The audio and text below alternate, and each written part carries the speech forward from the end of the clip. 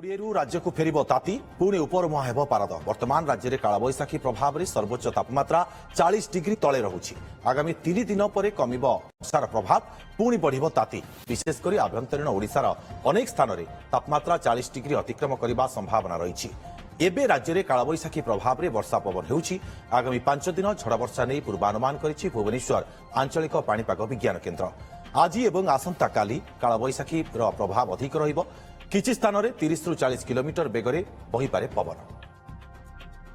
कोड़िए राज्य को फेर ताती पुणी उपरमुहा हेब पारद। वर्तमान राज्य में कालबैशाखी प्रभाव में सर्वोच्च तापमात्रा 40 डिग्री तले रहुछि।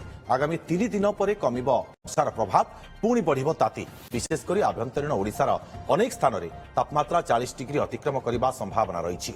एबे राज्य में कालबैशाखी प्रभाव में वर्षा पवन होउछि। आगामी 5 दिन झड़ वर्षा नहीं पूर्वानुमान करिछि भुवनेश्वर आंचलिक पाणीपाग विज्ञान केन्द्र। आज एवं आसंता काली कालबैशाखी प्रभाव अधिक रहिब। किछि स्थान में 30 ରୁ 40 किलोमीटर बेगरे बहिपारे पवन।